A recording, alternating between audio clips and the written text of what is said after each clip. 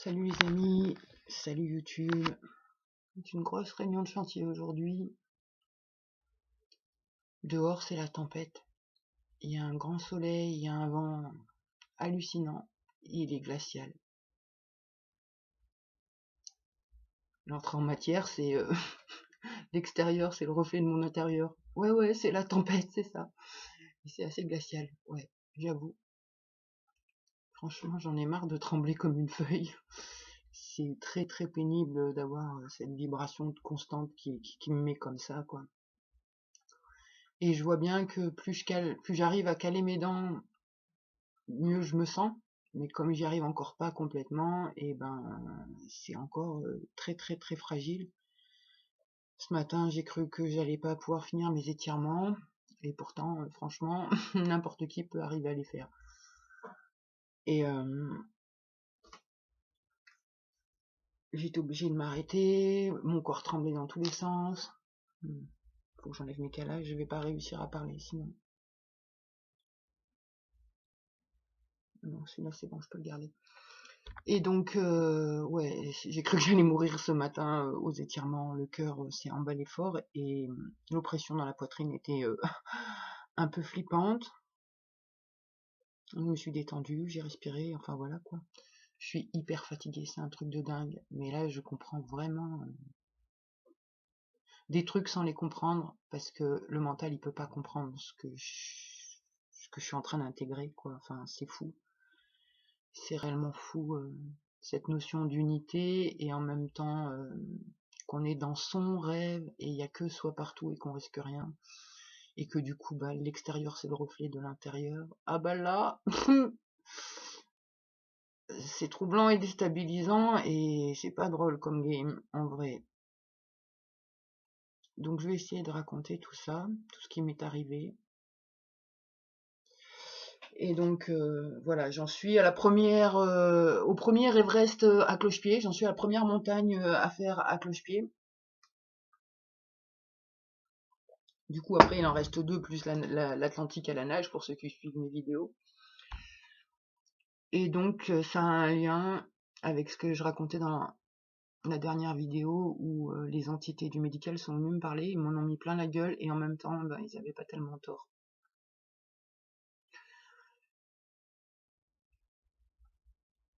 Donc je vais essayer d'expliquer ça. Je pourrais pas tout expliquer parce que ça se passe au fur et à mesure, on va dire quoi. Donc là, comme j'en suis qu'à la première montagne, je peux que expliquer la première montagne. Donc, ça m'a démontré que mon problème au dentiste depuis un paquet d'années, c'est en lien à l'argent et c'est en lien à l'abandon. C'est-à-dire que ça fait 10 ans que j'essaye de me faire soigner chez les dentistes, mais que je pourrais écrire un livre sur leur stratégie d'évitement pour pas soigner les gens en CMU. Et donc au passage là, le procès en fait, il va être dirigé contre ça en fait, contre les, enfin sur ce que j'ai vécu ces 13 années et comment les dentistes ont laissé tomber ma bouche alors que moi je me suis acharnée à prendre des rendez-vous pour soigner ce qu'il y avait à soigner. Et voilà quoi. Donc je suis en train de constituer mes preuves. Mais ça, c'est sur l'extérieur et c'est dans la matière. Mais en interne, donc ça m'a bien montré. Au départ, ça m'a demandé de vraiment goûter la sensation de colère et de rage que j'avais contre les dentistes et pour pouvoir vraiment le verbaliser. C'est-à-dire, qu'est-ce que je reproche aux dentistes? Eh ben, je leur reproche qu'ils me font du mal, en fait, qu'ils nuisent à ma santé. Ils nuisent vraiment à ma santé. Et donc, ça m'a demandé d'aller chercher en moi qu'est-ce qui nuit à ma santé dans moi. Et là, ben, j'ai bien compris ce rituel de destruction qui est en place depuis de nombreuses années, même très longtemps. On va dire bah, depuis 20 ans. c'est le THC. Et c'est pas une consommation classique. C'est que moi, quand j'attaque le THC, c'est à partir de 17h. Et à partir de 17h, c'est comme si je voulais me détruire au THC. Et je les enchaîne. C'est-à-dire, j'en fume un, je l'écrase, j'enroule un autre.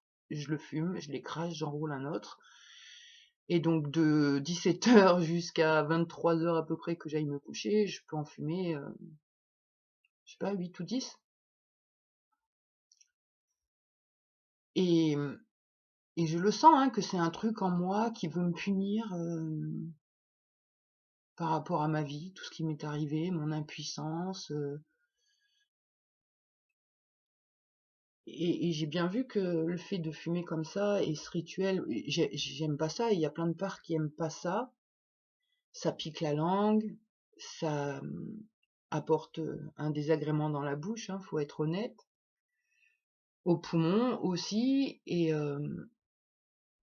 cette phase-là, j'ai mis très très très très longtemps à avancer dessus. Et c'est vrai que ces dernières années, ça a pas trop mal avancé. J'ai pu expérimenter plein de fois d'arrêter, de reprendre, d'arrêter, de reprendre, m'aider avec le CBD. Enfin, voilà, mon objectif, c'est d'arrêter toutes les conneries, mais en même temps, c'est des conneries qui aident. C'est des stratégies de défense. C'est con, hein.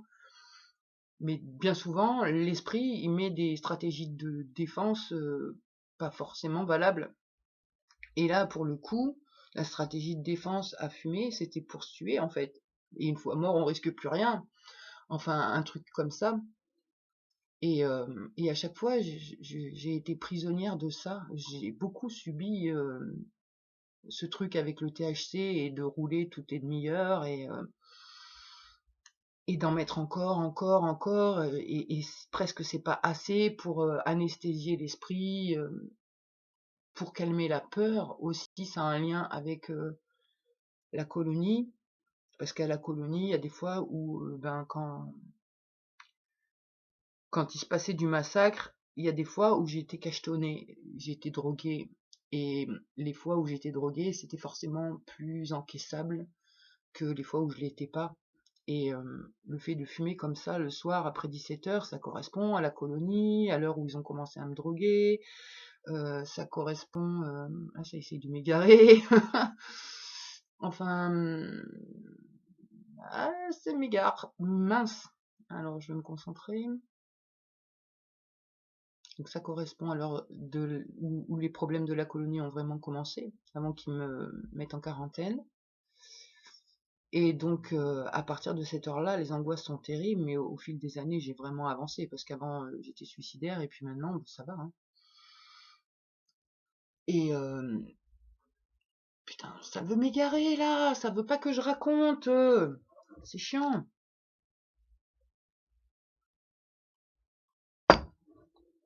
Faut que je pose mon autre calage, il tient pas, et ça me saoule pour parler. Donc, j'étais en train de dire quoi, la colonie, c'est ça qui engendre le fait que je fume du THC. Et le THC, il est rentré dans ma vie on va dire, réellement après la naissance de mon fils. Donc, il va avoir 21 ans.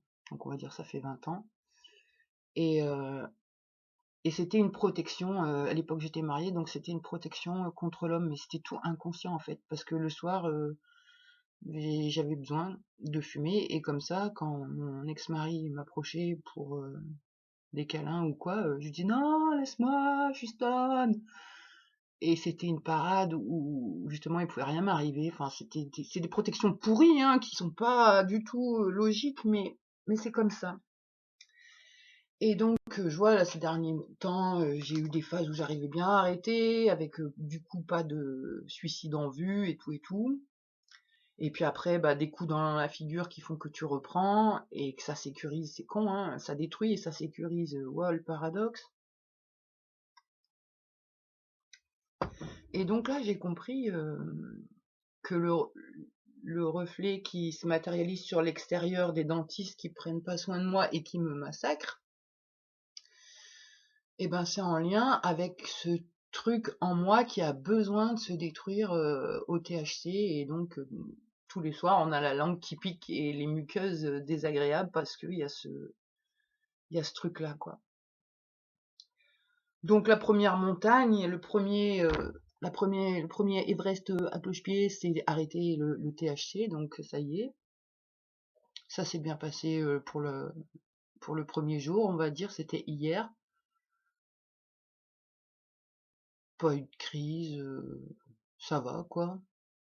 Ça va. On verra ce soir et tout.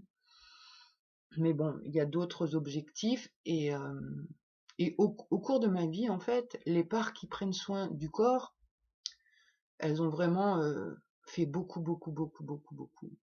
Il y a une part qui est vraiment très intelligente et vraiment qui a appris à soigner le corps le plus naturellement possible et prendre soin, quoi, etc. Que ça soit par rapport à l'alimentation, l'activité physique, compter le tabac aussi.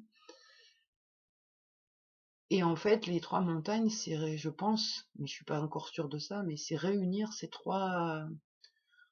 les 3 piliers dans la vie, quoi, au niveau de l'hygiène de vie, et une alimentation saine. Donc, je suis pas loin d'avoir une alimentation saine. Là, il faut juste que j'éradique les chips, les crunchs au fromage, le fromage en totalité parce que j'ai toujours du mal, et le gluten. Enfin voilà, c'est une petite mise au point qui devrait se faire pas trop mal. Après, c'est la rigueur. Putain, j'ai du mal à parler, qu'est-ce qui m'arrive? La rigueur du sport pour prendre soin du corps. Donc le sport, l'alimentation, contrôler ce que je rentre dans le corps, donc au niveau aussi des clopes, et éradiquer le THC. Que du coup là je remplace avec le CBD, et mon objectif c'est 3 jours de CBD et après j'arrête tout. Donc là, ma mission de la semaine qui arrive, c'est m'occuper THC, CBD, d'éradiquer tout ça.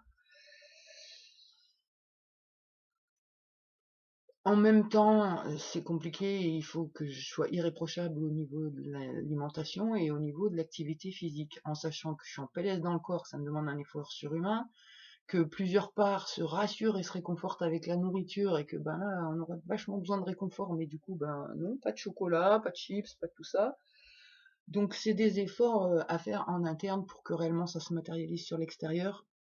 On est vraiment à fond, même si on est fatigué et épuisé, on lâche rien. On lâche rien. Et donc c'est ça en fait, c'est trouver les bourreaux. Et je vois moi depuis toujours, hein, j'ai du mal avec l'autorité, etc. Et le fait que je fume la clope, c'est en lien avec mon père, donc l'autorité, le patriarcat, etc. Et la mère aussi, parce que ça a été ma seule liberté. C'est-à-dire qu'à 17 ans, quand j'ai commencé à fumer, d'habitude je me faisais défoncer tout le temps, et puis ben ce jour-là où j'ai demandé une clope, ben, je me suis pas fait défoncer. Ma mère elle m'a répondu bah vas-y si tu veux, oui. Et là c'était la première fois que ma mère elle allait dans mon sens. Et du coup, bah, je me suis mis à fumer. Enfin bon, il y a un problème à la clope, mais c'est impossible pour moi actuellement de m'en débarrasser. De toute façon, il faut que j'y aille progressivement. Ça a toujours été mon objectif. J'ai toujours travaillé à fond dans cette direction, à peser mon tabac, compter mes clopes, essayer d'éradiquer le THC, machin, tout ça. Et donc là, ouais, je dois être à 6 grammes de tabac par jour. J'essaye encore de m'égarer. Je suis fatiguée, mais c'est ouf comment je suis fatiguée. Donc pour être efficace sur tous les piliers, les points et tout, réellement, j'ai besoin que mon système soit hyper en collaboration et voilà quoi. Pour l'instant, ça se passe pas trop mal. On verra la suite à venir, les jours à venir. Et donc comme je disais, l'autorité, la clope, pour l'instant je suis pas prête, mais dans l'absolu, je veux vraiment me débarrasser de ça. Et donc je vois sur l'extérieur ce qui me dérange, et du coup je le trouve en moi. Et là je l'ai bien vu quoi. La maltraitance des dentistes, le pouvoir patriarcal qui te fait faire de la merde, et cette envie de fumer qui te fait faire de la merde, c'est la même chose en fait. Donc c'est travailler sur tous ces points là. Je tremble. Et je voulais dire un autre truc après. Donc là, ouais, ces derniers temps, là, j'ai l'impression que j'approche la mort, hein. C'est une initiation très particulière. Et suite à ça, ça précipite les choses, on va dire. Toute ma vie, je me suis posé la question, pourquoi je suis sur Terre? Qu'est-ce que je dois faire? C'est quoi mon truc? Enfin bon. Et là, je crois que j'ai trouvé, en vrai. En vrai, moi, j'attends qu'une seule chose depuis toujours. Une seule chose, en fait. C'est comme si presque je m'en foutais de ma vie, qu'elle était secondaire, tant que ce truc-là, il n'est pas réglé. Et ce truc-là, c'est on vit dans un monde odieux, inhumain, avec des lois débiles, pourries, qui sont pas faites pour l'humain. Et moi, mon plus grand désir depuis que je suis toute petite, c'est de voir cette injustice, ce pouvoir s'effondrer, quoi. Que l'argent s'effondre, que les rapports humains deviennent meilleurs, qu'il n'y ait plus de compétition. En fait, voilà, c'est ça. Toute ma vie, c'est cette utopie qui m'a tenue en vie, je crois. Avec même des souvenirs d'enfant où j'étais persuadée que plus tard, adulte, je verrais le système s'effondrer, la société s'effondrer, toute cette merde s'effondrer et que on pourrait reconstruire quelque chose de beau ensuite avec les humains.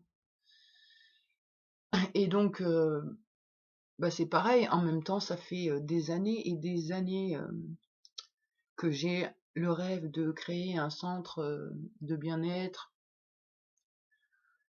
bah, pour être utile à mes frères en fait, et que je puisse me servir de mes intérêts restreints, en fait, le fait d'avoir été programmé à la colonie, etc., ça fait que j'ai des capacités particulières. Et je me sens bien quand je me sers de ces particularités. Mais jusque-là, je m'en sers un petit peu à droite à gauche et tout. Ces dernières années, presque plus parce que bah, je m'occupe de moi et c'est dur.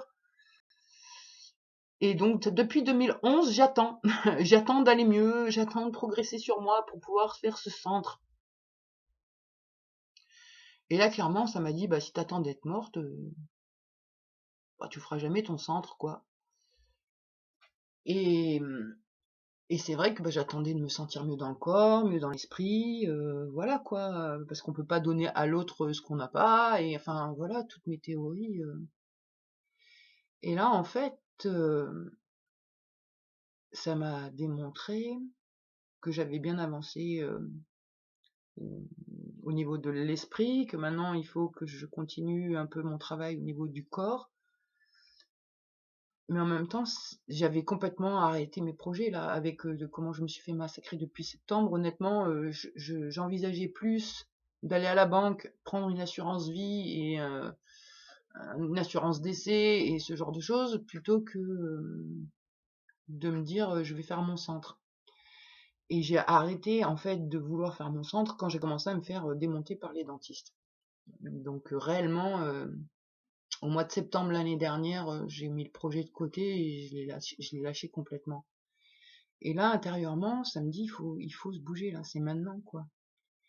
Et ce qu'il y a de bizarre, c'est que donc moi, je suis vraiment coupée de l'extérieur, je regarde même pas les infos, rien, que dalle, mais le hasard me montre des choses, par hasard, et je vois bien que tout ce que j'ai travaillé là, depuis quelques temps, depuis un an, ouah, comment ça bouge sur l'extérieur. Donc je continue vraiment mon délire de l'extérieur, c'est le reflet de l'intérieur à fond, quoi. Et donc là, mon objectif, d'ici quelques temps, je sais pas comment ça va se mettre en place. Je sais pas où il est mon papier, je sais pas si je vais m'en rappeler pour le dire. Ouais, je vais essayer de le dire comme ça, mais en fait, on va créer. Donc moi, je sais mes facultés. Mes facultés, c'est l'analyse, la résilience,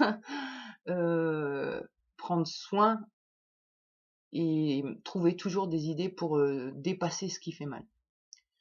Donc ma psychiatre, enfin tous les psychiatres, les psys que j'ai rencontrés m'ont tous dit la même chose, que j'étais béton à ce niveau-là, quand je suis équilibrée bien sûr, parce que quand je suis avec des parts borderline, c'est pas possible. Mais bon, tout ça, ça a été travaillé, c'est de plus en plus calme, je pense.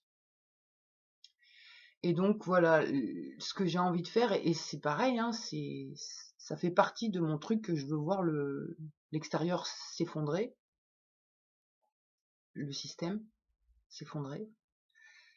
Oh, ça veut trop me perdre, perturbé là. Hein. Ah!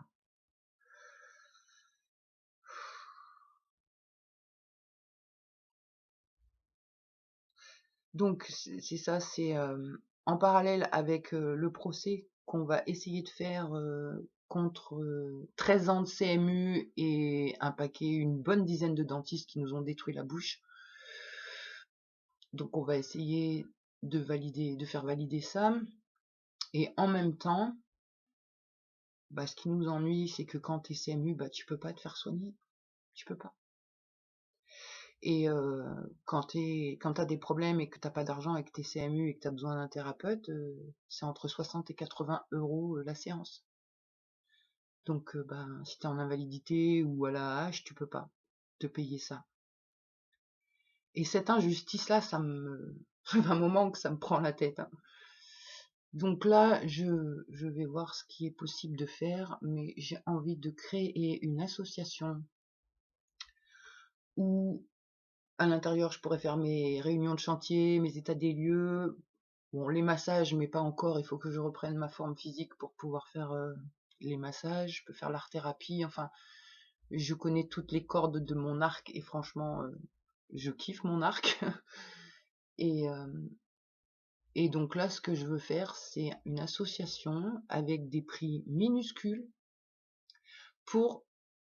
exclusivement pour des personnes défavorisées. Ça veut dire que je prends les gens sur bulletin de salaire, j'allais dire, feuille de revenus, et les personnes qui gagnent plus de 1500 euros, je m'en occupe pas. Et les personnes en dessous de 1500 euros, je fais des tarifs tout petits, genre 30 euros l'heure.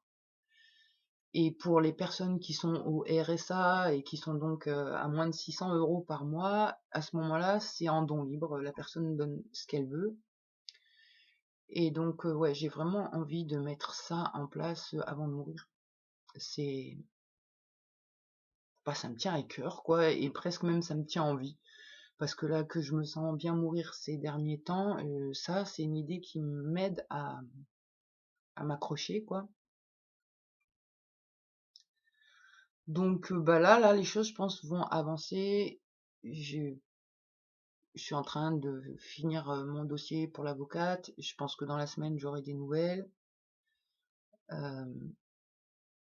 Et puis après, une fois que ça, c'est fait, ça faut que je m'occupe de tout ça. Et après, je pourrai commencer à me renseigner pour monter mon association, pour voir comment je peux faire, etc.